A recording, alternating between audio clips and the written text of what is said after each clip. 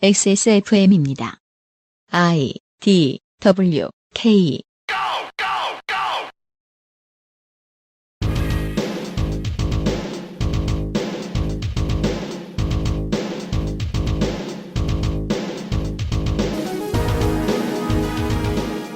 그것은 알기 싫다 특별기획 2021 국정감사 기록실 보건복지위원회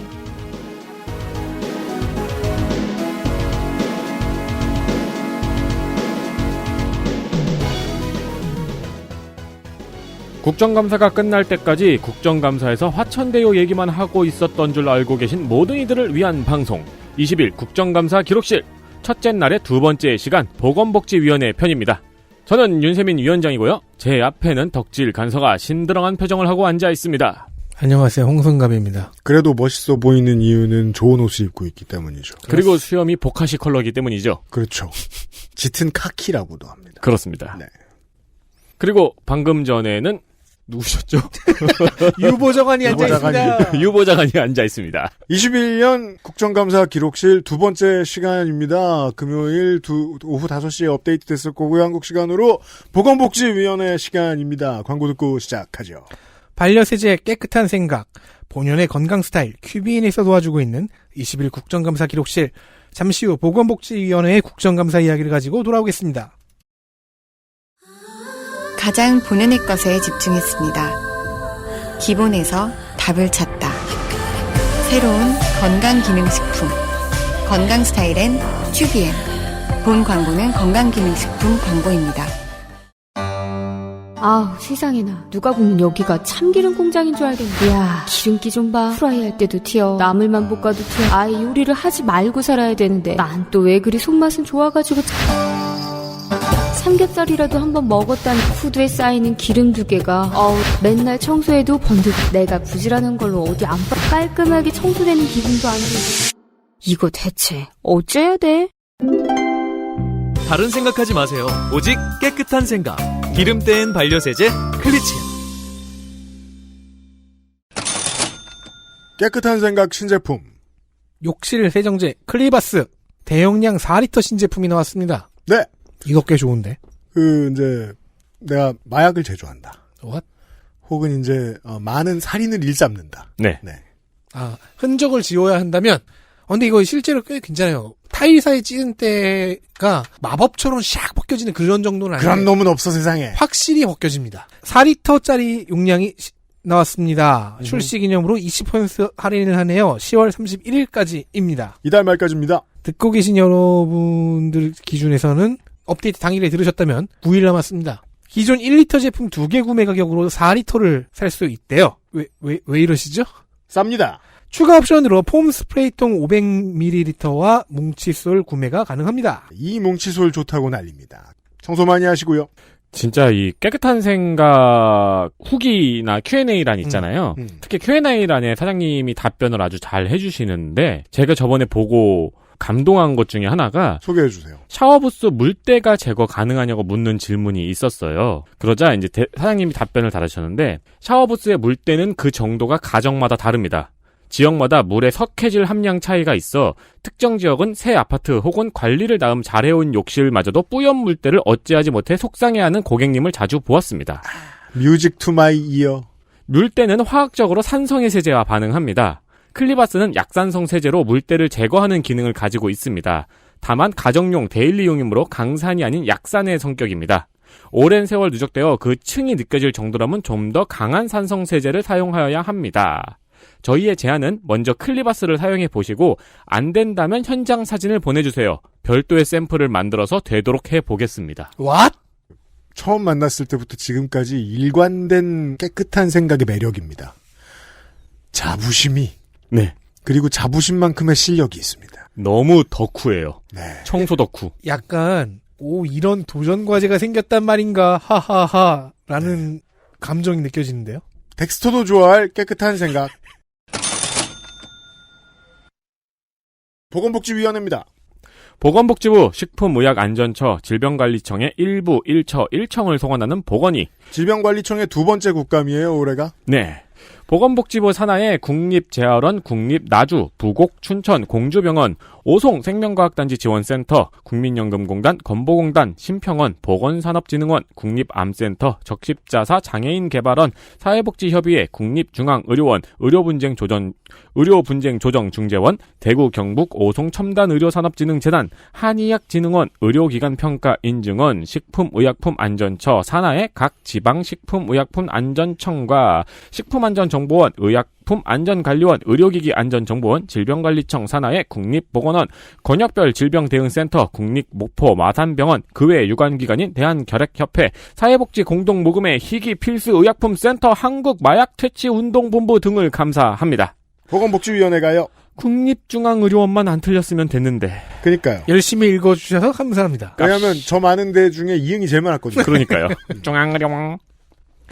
여당 비율이 월등히 높은 전반기의 보건복지위는 올해에도 여당의 진행을 사수했습니다. 그리고 또 그 인기 없는 곳이라 다선 의원들이 안 가죠. 그래서 그 삼선 의원이 여당에 딱 2명밖에 없는데 그 중에 당선돼 본 지 제일 오래된 삼선 의원이 지금 진행을 맡고 있습니다. 위원장 서울 영등포 을 김민석, 여당 전북 전주병 김성주 간사 등 15명, 야당 경남 창원 성산 강기훈 간사 등 6명, 비교섭 국민의당 비례 최현숙, 전북 남원 임실순창의 무소속 이용호, 편법 증여 의혹으로 작년에 탈당한 부산 수영 무소속 전복민 등 3명입니다. 사실상 국민의힘이 7명입니다. 이슈 확인하시죠. 이슈 하나. 마약. 민주당 최종윤, 허종식, 서영석, 고영인, 강병원.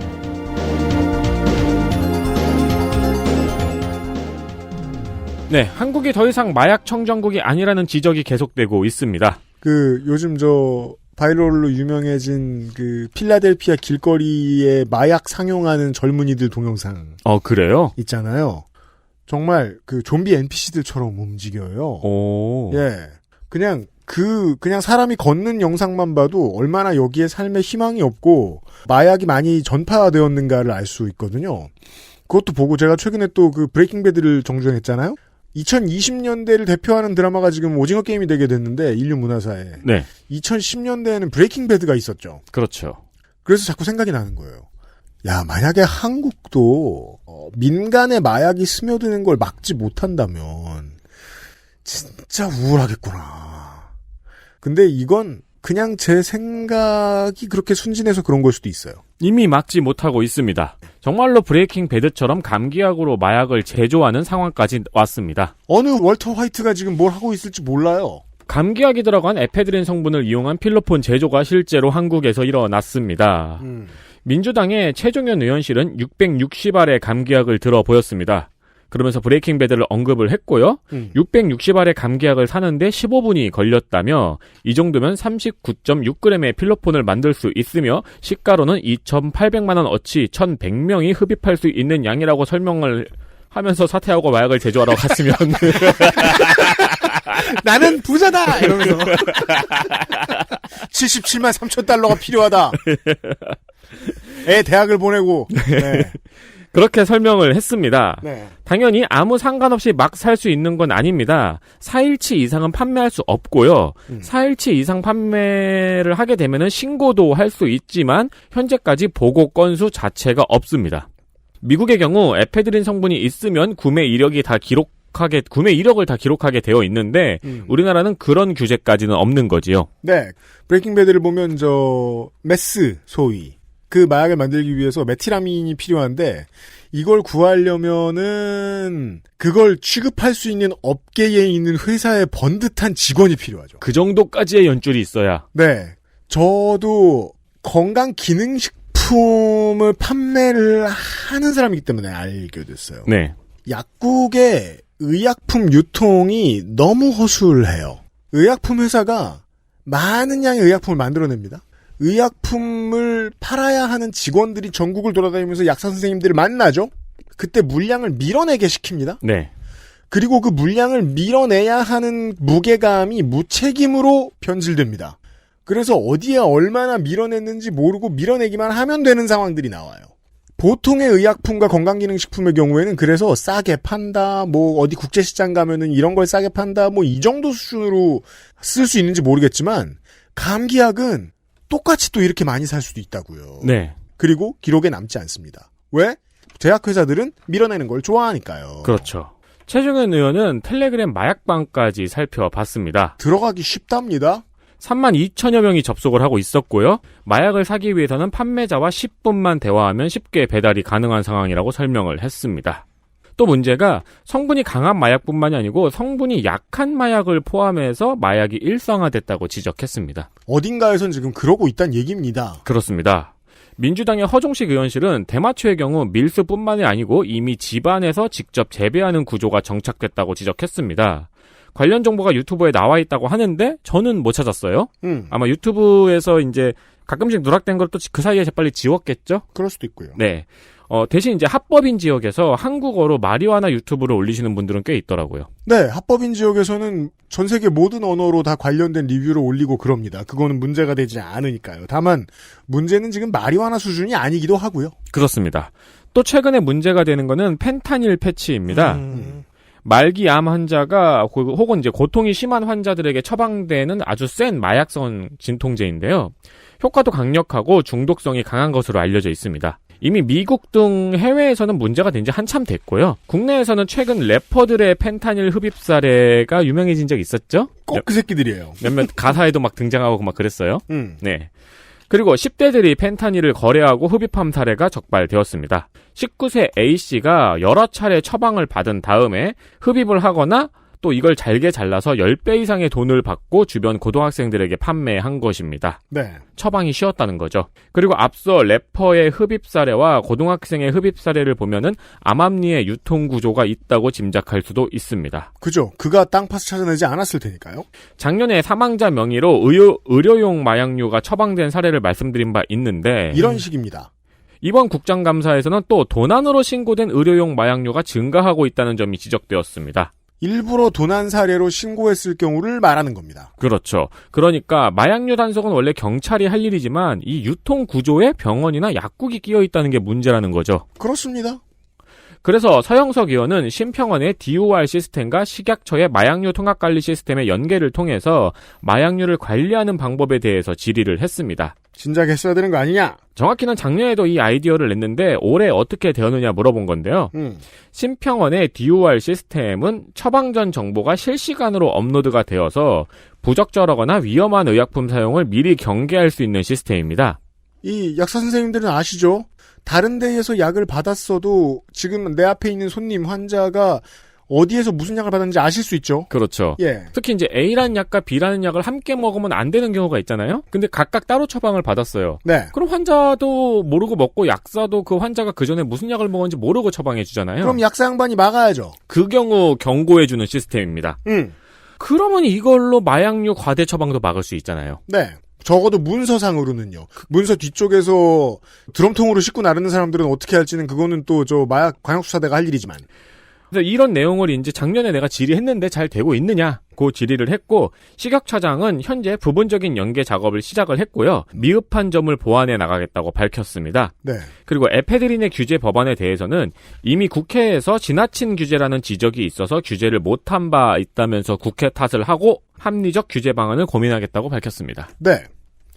한국 정부가 순진하게 손 놓고 앉아있는 대표적인 두 가지 도박과 마약입니다.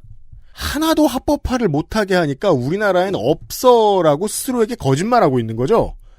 모래사장의 얼굴을 파묻고 지금 안 보고 있는 것처럼 느껴집니다. 다음 보시죠.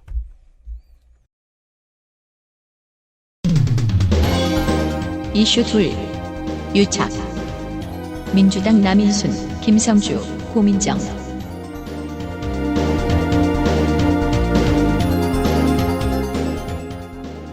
공공의료 얘기가 나오면 한 가지 불안한 점이 있지요. 공공라인은 곧 독점이므로 유착이 생길 수가 있다는 점입니다. 그래요? 한국 적십자를 예로 들면요. 고민정 의원이 소개한 예가 있습니다. 헌혈자에게 주는 기념품 중에는 배달 앱 상품권도 있어요. 원래 헌혈하면 아주 그럴듯한 걸 많이 줍니다. 전 옛날에 로션 스킨 줄 때 좋았는데. 전 그게 제일 싫었는데. 언제나 저는 영화 티켓. 영화 티켓. 네. 자, 그런데 이 배달앱 상품권이 쿠팡이츠의 것만 공급되고 있습니다. 이런 지적이 날카로운 거죠. 왜 한 군데 거지? 자, 영화 관람권이나 편의점 교환권 같은 걸 받았다고 쳐요. 이런 상품들은 여러 업체와 계약이 되어 있어서 어디서든 쓸 수 있습니다. 아니, 어디서든은 아닐 수 있는데 최대한 많은 선택지가 있습니다. 그렇죠. 그게 이제 제휴사에서 다 쓸 수 있는 상품권을 주죠.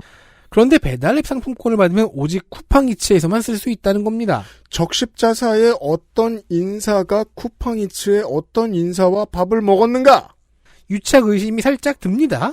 그럼 김성주 의원이 소개한 만년필의 예를 보죠. 김성주 의원은 늘 기대를 하게 만듭니다. 이런 걸. 헌혈 유공장 수여자에게 적십자는 고급 만년필을 기념품으로 증정합니다. 이건 너무 웃겼어요. 그래서 만년필을 준다고 했는데 네. 김성주 의원도 하나 갖고 있대요. 헌혈 많이 해서요. 네, 그러니까 헌혈 유공장이라는 거는 이제 헌혈 사업에 기여를 많이 하고 몸이 되는 자에게 이게 또 그레이드가 몇 개 있긴 한데 네. 어쨌든 헌혈 유공장에게 만년필을 줍니다. 김성주 의원 하나 갖고 있어요. 네. 알고 보니까 이게 가짜입니다. 짭입니다. 언젠가부터 잉크가 안 나온대요. 안 써진대요. 이게 참 그걸 받아서 쓰는 사람이 있을 거라고 생각을 못해서 허를 찔렸죠. 적십자사가. 허를 찔린 건 사실 이 만년필을 납품한 업체입니다. 2014년부터 지금까지 적십자의 유공장 제작 및 기념품을 납품해왔고 그래서 작년에도 김성주 의원이 지적을 했대요. 이 업체가 너무 다 해먹는 거 아니냐. 헌혈을 그냥 했을 때 성분 헌혈을 헌혈했을 때 받는 게 다르죠. 네. 성분 헌혈하면 혈소판 같은 거 하면 더 좋은 거 주잖아요. 더 오래 있고 많이 뽑으니까. 네. 헌혈 유공장쯤 받으면 뭘 받게 될까? 헌혈 많이 해본 사람들은 생각만 해도 신날 겁니다. 대단한 거 주겠지. 그렇죠. 그리고 적십자도 그 무게를 높이 살 겁니다. 쓰다 안 나오는 펜을 주고 싶지는 않을 거예요. 네. 제가 하고 싶은 말은 뭐냐면 받았을 때 단가가 센 물건이었을 거란 얘기입니다. 네. 그러면 그 받았을 때 단가가 잘 나오지도 않는 짭을 공급한 업체가 누구냐? 그럼 이 업체는 어떻게 7년 가까이 입찰 계약을 따냈을까요? 7년이나 해먹었다. 라이벌인 만년 입찰 2등 기업이 있긴 한데요. 알고 보니까 이 업체는 승자 업체와 소재지와 임원이 겹칩니다. 이거 옛날 방식이죠. 작년에 저희가 XSFM이 입찰에서 밀려나서 입찰 참가를 못하면 XSAM을 만들면 된다는 얘기를 했잖아요. 그렇죠. 이 경우에는 XSFM과 XSAM인 거죠. 저는 이런 것을 소위 우정의 무대라고 부릅니다. 네. 그 싸움이 아닌데 싸우는 척하는 거죠. 네. 이게 네. 옛날 방식인 게 원래 이렇게 해가지고 들러리 업체는 계속 탈락을 하고 1등 업체가 계속 선정이 되는 방식으로 경쟁 입찰을 한 것처럼 꾸미는데 그렇죠. 바로 그겁니다. 이게 너무 티가 나니까 바꾸거든요. 그렇죠. A 업체와 B 업체를 가끔씩 바꾸면서 티 안 나게 해요. 네. 안 무섭다는 겁니다. 자, 업체가 1, 20분 차이로 입찰에 참여해서 입찰이 단독 입찰이 아니라 경쟁 입찰이 되게 만듭니다. 그럼 수의 계약이 아니죠? 그럼 수의 계약 시에 필요한 절차들을 안 밟아도 되죠? 수의 계약을 할 때는 절차가 복잡합니다. 네. 나라가 그렇게 만들어 놨어요. 점검을 이것저것 해야 되는데, 자, 라이벌이 나이고, 내가 곧 라이벌인 이경지. 그렇죠. 한편, 작년에 김성주 의원에게 혼이 났던 적십자는, 공정거래위원회에 신고를 하긴 했답니다. 그래서 공정위가 자료를 더 보내달라고 요청을 했어요. 이건 좀 미흡하다. 네. 그러자 적십자는 늑장을 부리고 있는 상태입니다. 1년 동안 깔고 앉아있다. 쿠팡이츠 사례보다 더 의심스럽죠. 그렇습니다. 또 재밌는 게 그놈이 그놈이라서요. 바닥이라는 게. 이런 걸 파보면은요. 꼭 예전에 그 공기업이나 공기관에 있던 사람이 나오더군요. 그렇죠. 그리고 이렇게 낡은 수법을 아직 계속 쓰고 있다는 거는 누가 들여다볼 생각도 안 할 거라고 생각한 거예요. 저 옛날에 있는 회사에서는요. 회사 몇 개가 이제 서로 타장들이 친해가지고 좀 돌려먹자. 작년에 니네가 땄으면 이번에 우리가 따고 그 다음에 또 니네가 따자 이렇게 해가지고 왜냐면 이제 그 단가를 그렇게 적어내면 되니까요. 어차피 납품할 물건은 비슷한 수준이고 단가를 서로 이렇게 담합해가지고 조정해서 몇 년에 한 번씩 돌려먹자. 네. 이런 식으로 해가지고 한 몇 년 됐었는데 그게 한 2년 3년 됐었는데 어느 한 업체가 뒤통수를 치죠. 뒤통수 쳤어요. 그렇죠. 그래서 막 이 개새끼 소새끼 하면서 그것이 바로 시장 원리라는 것이에요. 인간의 탐욕이라고도 부르죠. 다음 보시죠. 이슈 셋. 공공의료 학종.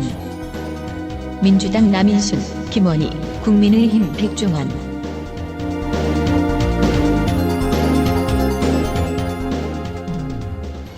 자, 업자와의 유착이 걱정되긴 하지만 공공부문을 안 늘릴 수는 없습니다. 그렇잖아요. 코로나 시국이 가르쳐준 교훈. 공공의료는 중요합니다. 남인순 의원실에 따르면 현재 한국의 공공의료기관 비중은 5.4%입니다.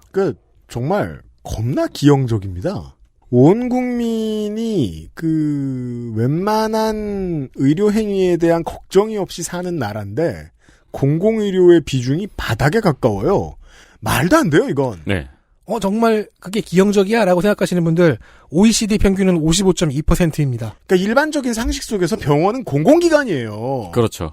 우리나라만 안 그래. 우리나라만 안 그래. 보통 반보다 조금 넘는 정도는 공공기관이다. 네. 의료진을 거의 공무원처럼 인식하는 나라도 많고요. 영국. 네. 네. 자, 공공병원이 적다면 공공병상도 그 비중이 적을 겁니다. 한국은 9.7%, OECD 평균은 71.6%. 이걸 이해해야 전 세계에서 가장 적은 숫자의 확진자 수를 유지하면서도 병상이 부족하다는 이야기를 작년에 왜 그렇게 많이 했는지 이해가 됩니다. 동시에 병상 문제를 해결했던 거는 예. 대학병원의 문을 열면서죠.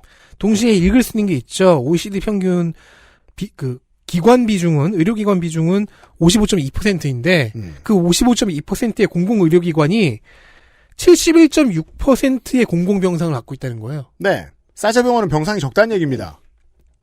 자, 이런 공공병원이 작년 1월부터 전체 코로나 환자의 68%를 치료하고 있습니다. 이 결과가 우리가 어디 입원하면은 하루 이틀 1인실에 묵어야 되는 결과군요. 네. 현재 전국은 진료권 70여 개로 나뉘어져 있는데 이 중 23개 진료권에 공공병원이 없습니다. 일단 진주에 없죠. 우리가 아는 한. 그렇죠. 네. 다시 들어섭니다. 네. 하지만 공공의료 확충이라고만 써놓으면 의미가 살짝 와닿지가 않아요. 너무 많이 들었거든요. 좀 더 풀어보면요. 공공병원을 늘리고 신축하고 보수하고 확장하고 목 좋은 곳으로 이사도 보내줘야 됩니다. 돈이 많이 들겠죠. 네. 여기 방안이 하나 있습니다. 보험자 병원입니다. 보험자 병원이란 무슨 소리냐? 보험 안 든 사람 못 간다는 얘기냐? 네. 대신 전 국민을 다 가입시키면 됩니다. 한국은 다 가입돼 있죠. 보험자 병원은 건강보험이 직영으로 운영하는 병원이라고 합니다. 그렇습니다. 그러니까 사실상 길드예요. 현재는 딱 하나, 일산병원이 있습니다. 그래서 김원희 의원은 일산병원의 사례를 분석해서 보험자 병원을 확대하자고 주장을 했습니다. 김용익 건강보험공단 이사장도 서너 개는 더 필요하다고 동의했습니다. 반대 의견은 없을까요? 원가 계산, 그러니까 의료수가가 여기서도 문제가 됩니다. 왜냐면 한국은 의료수가가 통일된 모델이 아직 없기 때문이지요. 게다가 잘못하면은 이 보험자 병원들의 재정이 안 좋아지면은 이 때문에 오히려 건강보험의 재정이 갉아먹힐 수 있다는 의견이 있습니다. 건강보험 재정은 조금 더 빡빡해집니다. 백종헌 의원에 따르면 복지부가 이런 의견입니다. 그런데 아무리 그렇다고 해도 공공의료 예산안 중에 국공립병원 신축을 영원으로 해서 가져오면 되겠냐 하는 것이 백종헌 의원의 지적입니다. 자, 김용익 의사장 역시 표준진료 모델을 만들자고 이야기를 합니다. 그래서 모델이 나오면 이걸 수가 계산의 기반으로 삼을 수 있다. 네. 얘기를 한 거예요. 근데 이런 모델이 만들어지면 공공병원에서만 사용하지는 않겠죠. 유용할 겁니다. 기준선이 되어줄 근거가 될 텐데 이걸 보험자 병원을 통해 만들 수 있을 것이라는 전망입니다. 나중에 되게 많이 논의가 되어야 할 이슈인데 이 표준진료 모델에 대한 아이디어 개념이에요. 이게 이제 지금 심평원이 분석할 수 없는 여러 가지 모델, 여러 가지 그 진료 형태들을 담거든요. 진료 시간도 포함되고 어떤 것까지 물어봤느냐.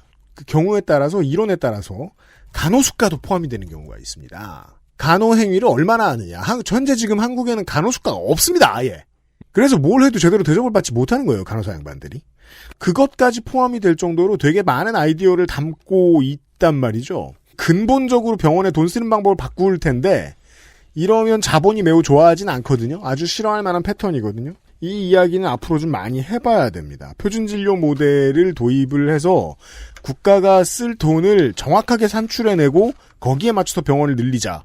그러면 기재부도 이상한 주먹구구다 이러면서 반려하는 거 쉽지 않을 것이다. 네. 이런 얘기입니다. 의협이 난리가 날 거예요. 난리가 날 겁니다. 이슈 넷. 음료수 점자 표시. 민주당 강선우.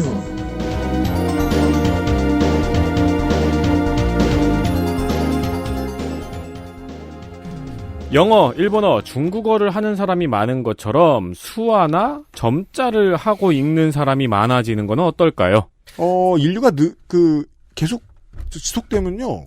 늘어납니다. 옛날에 남자의 자격이라는 예능이 있었잖아요. 그래요? 네. 거기서 이제 그 자격이라는 거를 다르게 읽어갖고 자격증을 따는 장기 프로젝트를 한 적이 있어요. 맞아요. 거기 오픈 멤버였던 초기 멤버였던 그 배우 이정진 씨가 도전한 자격증이 이 수화 자격증이었거든요. 네. 응시 준비에만 2-3년이 걸린다고 하더라고요, 그때. 근데 수화 같은 경우에는 저는 놀란 것 중에 하나가 최근엔 취미로 배우시는 분들이 꽤 많아졌어요. 네. 네. 그리고 괜찮은 취미다 싶더라고요. 배워보면 해볼만 합니다. 네. 그것도 자기 언어가 하나 늘어나는 거잖아요. 나름의 신세계예요. 네. 왜냐하면 진짜 눈으로 주고받는 언어거든요. 그래서 생활 속에서도 수화나 점자를 활용하는 일이 많아지면 어떨까요라는 상상을 해봤습니다. 꼭 장애인이 아니고 일반인들도요. 네. 민주당의 강선우 의원은 국내 식품업체의 점자 표기를 조사해 봤습니다. 우리는 캔 말고는 본 적이 없지요? 거의요. 네. 한국식품산업협회 회원사 161개 회원사 중에서 95%가 점자 표시를 하지 않는 것으로 나타났습니다. 정확히는 7개 회사 15개 제품에만 점자 표기가 있습니다. 그럼 95%도 아니네. 뭐 없겠네. 네. 예. 강선우 의원 회원사 중에서만. 네. 네. 강선우 의원은 7월 식품에 점자 표기를 제공하도록 하는 식품광고표시법 개정안을 발의하기도 했습니다. 야, 이런 게 2020년대에 나와요? 네. 제가 주목한 건 그동안 캔에서 봤던 점자 표시에 대한 배신감 때문이었어요. 캔에 점자 표기 되어 있는 거 많이 봤죠? 네, 봤어요. 근데 그 중에 절반은 그냥 음료라고 표시되어 있는 거였어요. 그럼 그 채팅인데 이렇게 봤더니 채팅 이렇게 나와 있는. 그런 거죠. 그럼 카톡이 무슨 소용이에요? 카톡이라고만 보낼 수 있는 거죠. 그니까 말이에요. 네. 이모티콘. 놀리는 거 아니에요? 그러니까 이제 점자가 필요한 사람 중에서 캔을 쥐고 그게 음료라는 걸 모르는 사람이 있을까요? 그 제가 말씀드리는 거예요. 놀리는 거예요, 이거. 그렇죠. 만약에 뭐 마약이야. 마약. 그래서 뭐야 그게? 그렇죠. 무슨 마약인데? 그러니까 내가 뭘 산 거야? 자세히 살펴보겠습니다. 게토레이, 펩시, 2% 처음처럼은 제품명까지 점자로 표기했습니다. 2% 부족할 때가 아직 나오나 봐요. 네. 일단 이 4개가 끝이고요. 끝이야? 네. 맥주는 맥주라고만 표기, 사이다는 탄산이라고만 표기가 돼 있고, 헐! 우유에도 우유라고만 표기가 되어 있는 제품이 셋 있고요. 너무하네요. 차, 커피, 초코우유, 탄산, 식혜, 이온음료 등 나머지 절반은 모두 음료라고만 표기가 되어 있었습니다. 야, 이건 진짜 법이 없기 때문이네요. 이 음료라는 표기에서 제가 배신감을 느낀 거예요. 이 점자를 모르는 무식한 저는 와, 점자 표기가 다 돼 있네? 신기하다. 네. 그래, 이런 거 필요하지. 우와, 잘했네. 라고 생각을 했는데, 점자를 읽을 줄 모르니까 그게 그냥 의미 없는 점자라는 걸 몰랐다는 거죠. 이 점자가 되시는 분들 좀 제보해 주셨으면 좋겠어요. 그럼 설마 막 저 지하철에 있는 것도 막 난간, 계단, 뭐 이렇게 써 있는 거 아니에요? 문. 점자를 아는 사람이 더 많았다면은 이렇게 수가 적지도 않았고 음료라고 적지도 않았겠죠. 그러니까 사람들이 점자를 모르니까 음료라고 적을 수 있었던 거라고 생각을 해요. 네. 그리고 점자 표기가 되어 있는 제품도 더 많았겠죠. 네. 실제로 시각장애인들은 특히 유통기한의 점자 표기를 문제 삼습니다. 그렇잖아요. 유통기한이 점자 표기가 되어 있는 제품이 없으니까 그게 가장 불편하다고요. 특히 의약품. 네. 시각처장에게 관련 의견을 물었고 시각처장은 문제의식을 가지겠다고 답변했습니다. 네. 좋습니다. 문제의식은 가졌겠죠. 좀 지리했으니까. 가만히 있자. 얼마 전 예능에서 이제 점자가 중요한 요소로 나온 예능을 봤는데 그 그래요? 때문에 좀 관심이 약간 생겼거든요. 점자가 이제 가로 2칸, 세로 3칸을 가지고 이제 그 음소를 표현하는 방식이에요. 네. 좌우가 뒤집힌 L자가 있으면은 거기서부터는 이제 수라는 것을 표시하는 수표더라고요. 그 정도만 지금 머릿속에 있는데, 이건 심각하긴 하겠네요. 네. 요 앞에 이 공공의료 확충 문제에 대한 김원희 의원의 지적도 그렇고, 이 점자 표시에 대한 강선 의원의 지적도 그렇고, 정치를 하면 내가 뭘 해야겠다라고 의지가 가득했던 초선들을 잘 골랐을 때, 우리가 어떤 이득을 보게 되는가를 생각을 해보게 됩니다. 왜냐하면 김원희 의원은 목포죠. 그 전에 박지원 의원의 안방이었습니다. 네. 박지원 의원이 이런 일 하나 하는 거나 본 적이 있나? 초선 때는 했겠죠. 그 뒤 수십 년간 못 봤습니다. 강선우 의원의 지역구는 서울 강서갑이죠. 그 앞에 신기남 금태섭 있던 곳입니다. 그 사람들 이런 일 열심히 안 하던 사람들입니다. 도움이 됩니다, 이 양반들은. 근데 방금 말씀하신 분 중에서 김원희 의원은 이제 너무 열심히 한 게 문제가 되긴 했어요. 그건 잠시 후에 확인하시겠습니다. 자, 또 강선우 의원입니다. 이슈 5. 친권. 민주당 강선우.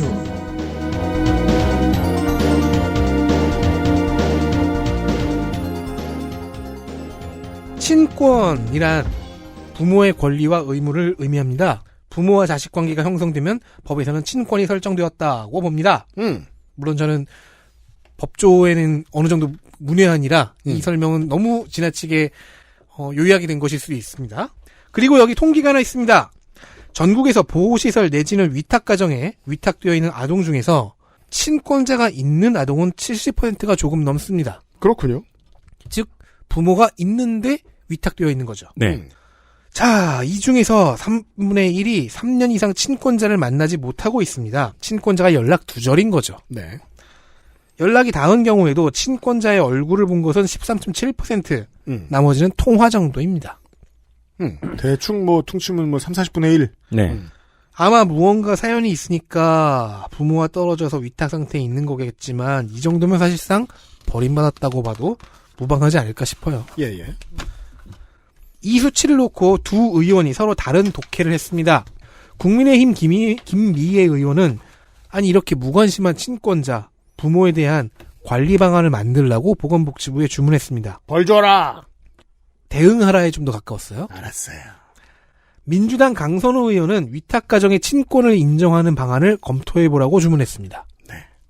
자, 친권을 다른 말로 바꾸면 법정 대리권입니다. 재산권 등의 법적 권리를 아동이 행사할 수는 없으니까 친권자, 그러니까 부모가 대신 행사하며 그에 따른 의무도 지는 겁니다. 그렇죠.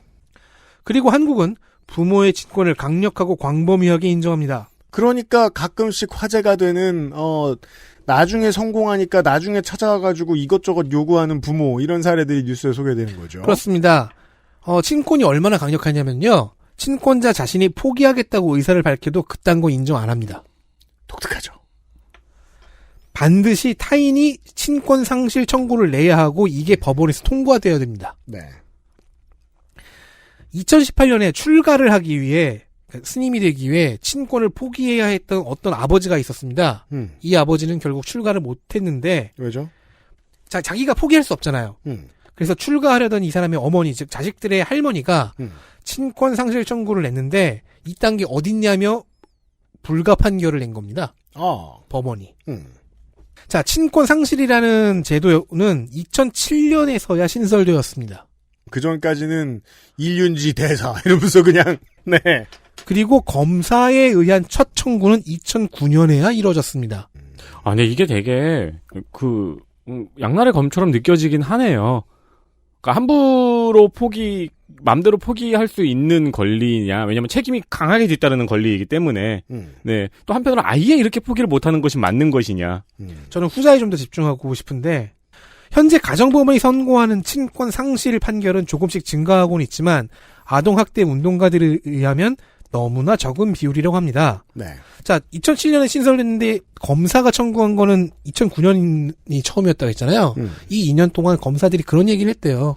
아니 어떻게 부모 자식 사이를 끊어놓을 수 있어요. 그게 검사 업무인가? 그러니까 말이에요. 대신 현재는 누구의 업무도 아니에요. 일부 상실이나 일시 정지가 더 많이 나오고 있는데 그러니까 검사도 판사도 사회도 친권을 자꾸 천륜과 동일시하는 경향이 있다는 겁니다. 천륜은 법에 없어요. 하지만 친권은 미성년자의 법적 대리권일 뿐이며 혈연의 증거 같은 것은 아닙니다. 강선우 의원이 모아온 사례는 그래서 좀 의미심장합니다. 친모의 부주의로 전신 화상을 입은 6세 아이가 있어요. 이 경우에는 주기적으로 치료를 받아야 되는데 현재 친모가 가출로 연락 두절이 됐고요. 친부 역시 최근 똑같이 연락 두절이 됐습니다. 네.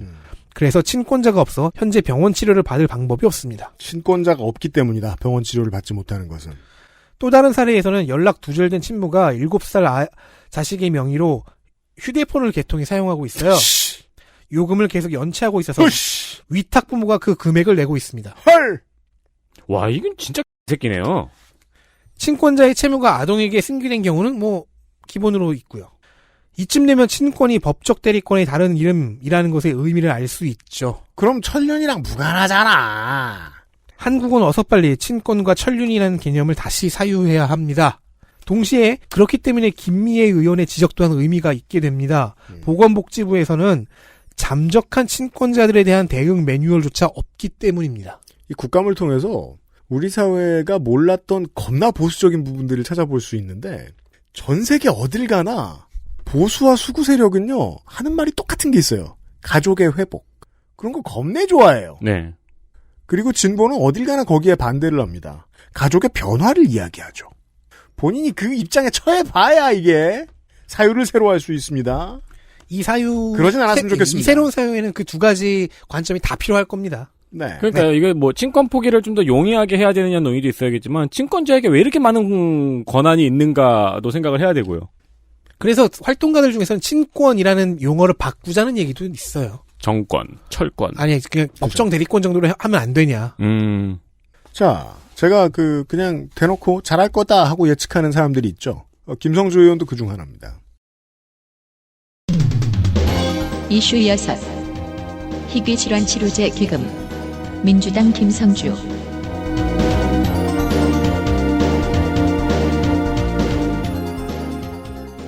의료보험 적용이 되지 않는 희귀질환 환자의 치료제 가격이 상상을 초월하는 가격이라 사실 희귀질환 환자들이 어려움을 겪고 있다는 이야기 들어보신 바 있을 겁니다. 가끔 뉴스를 통해 전달되곤 하죠. 국민건강보험공단 국정감사에서는 네. 이에 대한 아이디어가 제시되었습니다. 민주당 김성주 의원실입니다. 예시로 든 약은 얼마 전 화제가 되었던 척수성 근위축중 치료제인 졸겐스마입니다. 관련한 청와대 청원이 화제가 되었었는데요. 척수성 근위축중은 1형, 2형, 3형, 4형이 있는데 1형과 2형의 경우에는 거의 영유아기에 사망하게 되는 병입니다. 이게 이제 태아에서 발현이 되고 거의 영유아기에 사망하는 병입니다. 네. 이 병에 관한 정보를 찾아보려고 이제 검색을 해가지고 몇몇 병원 홈페이지에 들어가 봤는데 아직도 불치병이라는 정보가 업데이트가 안 돼 있는 곳도 많아요. 그런 수준의 병입니다. 근데 최근에는 몇 가지 치료제가 개발이 되었습니다. 그렇군요. 기적의 치료제라고 불리는 약들인데요. 일단 우리나라에서 보험 적용을 받는 스핀나자라는 치료제는 1년에 3회씩 평생 투약을 해야 됩니다. 근데 한 번 투약할 때 약 구입비가 1억 5천만 원입니다. 연 4억 5천만 원. 당연히 환자들한테는 개발 당시부터 초유의 관심이었고 또 급여화가 되느냐 역시 중요한 관심사였는데 2019년에 급여화가 되어서 1회 투약 시 환자 부담이 923만 원으로 줄어들었습니다. 이건 좋은데. 그래도 연 3천이에요. 네. 그럼 뭐가 문제냐? 졸겐스마라는 약입니다. 네. 스핀나자가 평생 맞아야 되는 약인데 졸겐스마는 1회 투약만으로 완치에 가까운 효과를 보입니다. 그래서 기적이라고 부르는군요. 그렇죠. 한국에서도 올해 승인이 났습니다. 가격은 25억입니다. 아따 세게 부르네요. 평생 스핀나자를 투약하는 것에 비하면 경제적인 금액이 될 수도 있겠지만 그렇죠. 그래도 25억이 갑자기 어디서 나나요? 그거는 이제 UAE에 사는 부자들이 람보르기니더러 경제적인 차라고 부르는 거하고 비슷한. 그렇죠. 앞선 청와대 국민청원의 내용은 그래서 졸겐스마의 급여화를 요구하는 청원이었습니다. 심평원에서도 이에 대해서 계속 고민 중이라는 입장을 밝혔습니다. 네.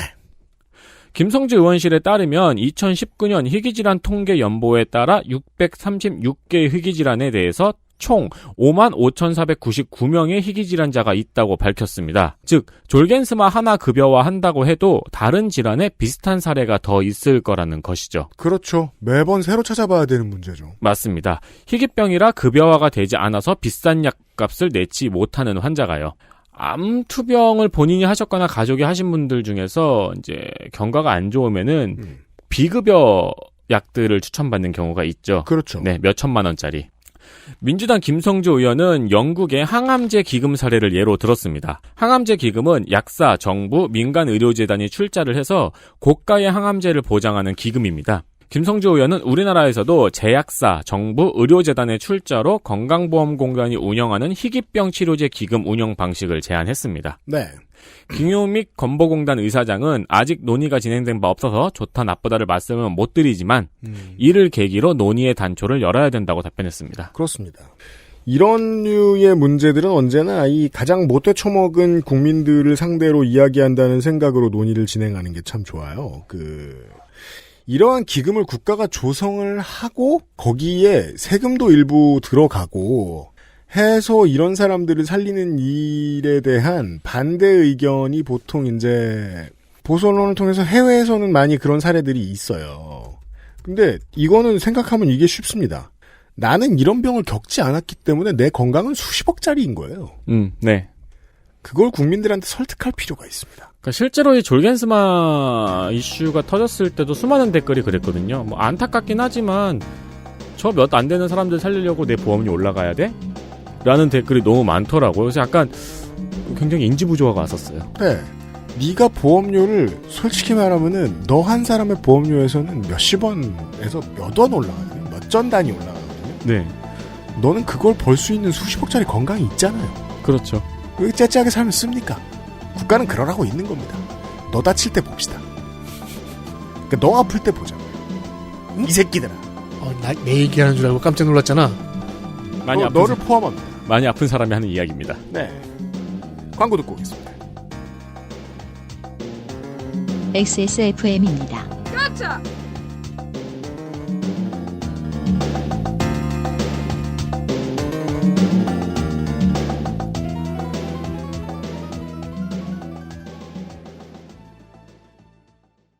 정려원의 스타일 팁.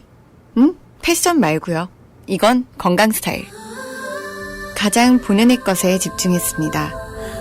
기본에서 답을 찾다. 새로운 건강기능식품. 건강 스타일엔 튜비엔. 본 광고는 건강기능식품 광고입니다.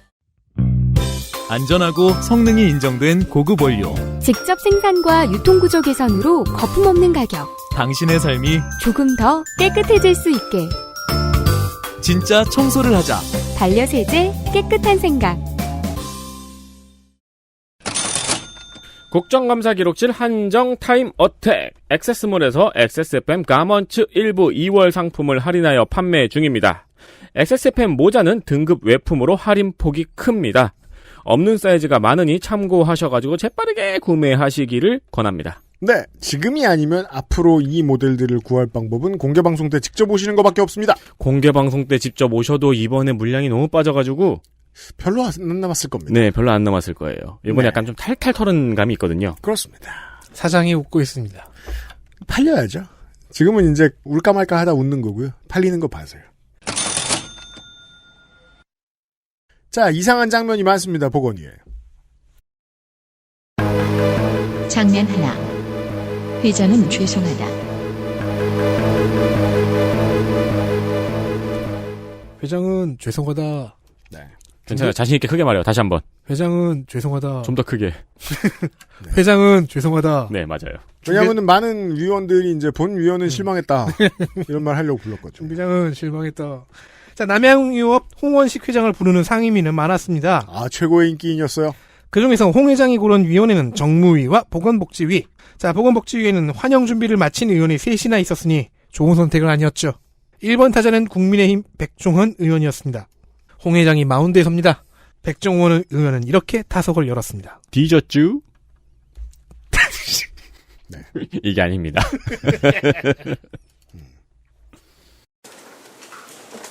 네, 홍원식 증인. 정무위에 의해서 오늘도 죄송하다, 또 매각하겠습니다 하는 말만 되풀이해서 나오신 것은 아니시죠? 네. 죄송합니다 연발을 하지 않겠다는 홍 회장의 다짐은 그리고 또 매각도 안 하고요. 30초 뒤에 깨졌습니다. 하지만 지난 4월 13일 남양유업은 불가리아에서 코로나 바이러스 억제 효과 77.8%라는 결과를 발표했습니다. 저는 이 발표가 국민을 우롱하고 기만한 사건이라 생각하는데 동의하십니까? 죄송합니다. 아니, 이러면은 저 의자가 뒤집어서 수영장에 떨어져야죠. 그 정도 벌칙은 있어야지 이게. 쟁반이 떨어지거나. 예. 이게 그러니까 아까 이전 시간에 이야기한 대충 답변하면서 개기는 거라니까요. 자, 일단 백종원 의원이 안타를 쳤고요. 네. 2번 타자는 민주당의 고민정 의원. 준비한 이슈는 환노위에서 윤미향 의원이 다뤘던 육아휴직건이었습니다. 네. 당시 홍원식 회장이 통화 녹취를 함께 들은 후에 이런 상황이었습니다. 글쎄 그게 뭐 오래돼서 그 전후 사정을 제가 잘 모르겠지만 지금 얘기한 대로 그 의원님 말씀하신 것처럼 이런 내용이 육아휴직과 관계된 일은 아닙니다. 그래서 저는 그런 얘기를 직원들한테 보고를 받았고. 저는 지금 육아휴직이란 단어를 쓰지 않았는데 그렇게 말씀하시는 걸 보니 그렇게 본인도 좀 생각을 하시나 보네요. 아니요. 지금 저쪽에 나와 있는 게 빡세게 뭐 이런 얘기가 나오는데. 저는 육아휴직이란 말을 쓰지 않았습니다. 저쪽에 제가 잘못 본 거 같아서 죄송합니다. 죄송합니다, 의원님. 홍원식 회장이 굉장히 긴 이야기를 했잖아요. 제가 듣기로는 명사가 육아휴직밖에 없었거든요. 이렇게 또 안타가 나갔고요. 여기서 2번이나 나왔죠. 벌써 3죄송입니다. 사실 제가 이 큰 기업의 오너 주변에 있는 아주 중요한 보좌진들이 있어요. 평생을 이 사람을 돌보는데 바치는 사람들이죠. 있죠. 예. 그래서 실제로 뭐 막대한 보상을 받긴 받습니다만. 네. 그 사람들 인생이 얼마나 허탈한지 좀 들어보고 싶어요. 고작 이거밖에 안 되는 사람을 카바쳐주느라고. 인생이 이게 뭐예요. 대표적으로는 이 기업 관련해서는 남양유업의 소셜 담당자가 죽을 맛입니다. 왜냐면은 남양유업 물건 알아봐주는 앱하고 뭐 서비스 이런 거 있죠. 사이트 있죠. 요즘은 남양유업의 신제품들이 남양유업이라고 절대 안 써서 내놓잖아요. 맞습니다. 네, 별도의 브랜드를 만들죠. 그래서 소셜이나 이런 데에서 남양유업 물건인지 알아봐주는 데이터베이스를 유지하고 있는 분들이 있어요. 그분들한테 다이렉트 메시지 보내가지고 말 건 거 보면 얼마나 고생스러운지 훤히 보입니다. 네. 홍 회장하고 비슷하게 말해요. 아니 그런 게 아니고 고맙긴 한데 이러면서 또 한편으로 말씀드리면 최근에는 이제 이런 거에 대해서 해외와 연계하는 제가 본 적은 있는데 남양유업 같은 경우는 해외에서 워낙 많은 매출을 올리고 있거든요. 네. 우리나라에 비해서. 그래가지고 또 어떤 활동가들은 해외에 이런 사실을 알리는 운동도 하더라고요. 네, 맞습니다. 홍원식 회장의 투구 전략은 잘 모르고 잘 안 들리고 잘 안 보이는 척을 하는 것이었습니다. 야구 용어로 디셉션이라고 하죠. 네. 시종일관 안경을 코아래로 내렸다가 올렸다가 하면서 몸을 앞뒤로 계속 움직이면서 반문과 횡설수설을 반복하는 겁니다. 3번 타자 무소속 이영호 의원은 이게 마음에 안 들었습니다. 전혀 몰랐다고 그랬죠? 네. 언론 보고 알았다고? 네, 그렇습니다. 출근하세요, 안 하세요? 네. 출근하냐고요? 제가요? 네. 예, 지금 매각 진행 중이기 때문에 그때는 출근을 하고 출근 안 했어요? 네. 아, 답답하네 정말. 잘 안 들려서 죄송합니다.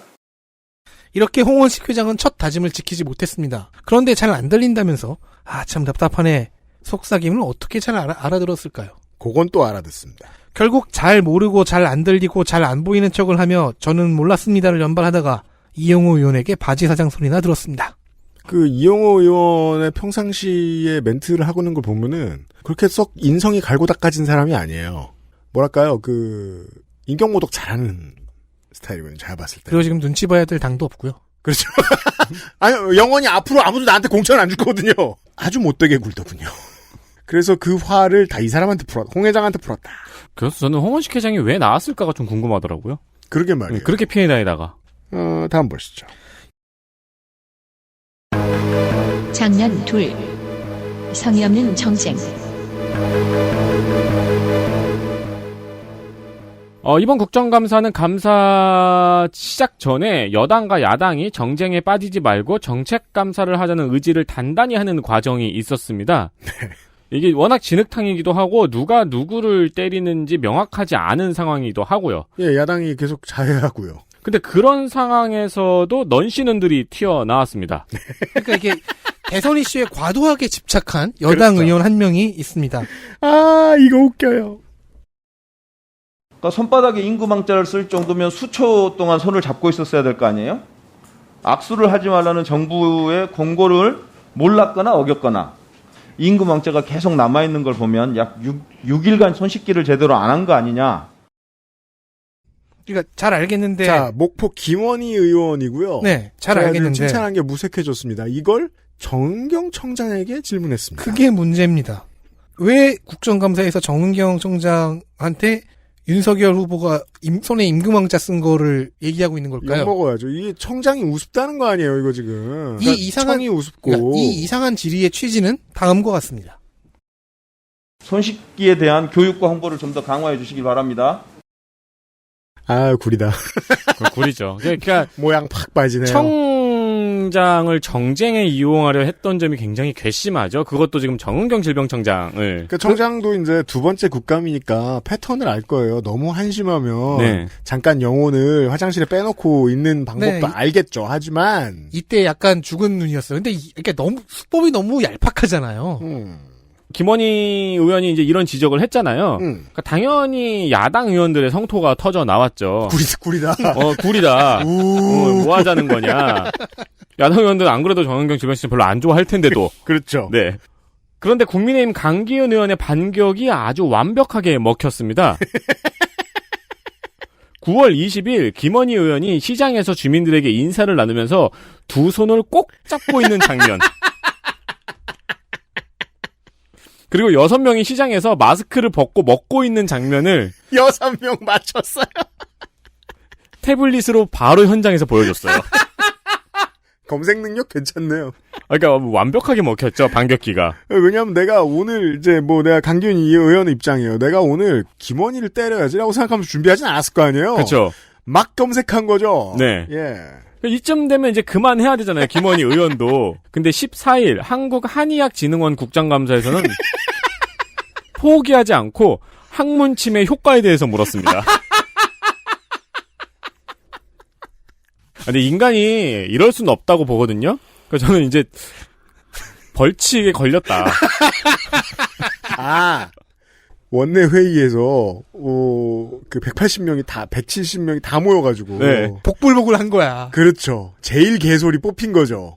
이거 누가 할래? 저건 너무하잖아 하다가 제비뽑기에 걸린 거죠. 까다리 칸으로 뽑은 한 명. 이게 뭐가 문제냐라고 생각하시는 분들도 있을 거예요. 왜냐면 오랫동안 시사방송을 1시간을 틀어놔도 사이다 언제 나오지? 하는 사람들 팟빵 댓글로 중에 많잖아요. 네. 그거 아니면 얘기하고 싶지 않은 사람들 많잖아요. 근데 말이에요. 제가 지금 보고 있는데요. 한국한의학진흥원은요. 한약제재 현대화 사업을 하고요. 한의학 소재 은행 사업을 하고요. 토종자원 한약재 기반 구축 사업을 하고요. 글로벌 인프라도 만들고요. 공급체계 개선 사업도 하고요. 공급체계 개선 사업을 하니까 이제 양령시에 큰 건물이 들어서고 현대화가 되고 이러는 거겠죠. 약용작물 종자보급센터 같은 것도 하고요. 국가에 하는 일이 이렇게 많은 곳입니다. 거기다 대고 우리 동네 한의사 선생한테 물어볼 걸 물어본다는 건 재원 낭비죠. 시간 낭비고요. 나라가 우습게 보인다는 걸로밖에 해석하면 안 됩니다. 정쟁 한 꼭지 넣어야겠다는 의지인 거예요. 그러니까 말이에요. 성의 없는 정쟁 하나 더 보시죠. 장면 셋. 성의 없는 정쟁 2.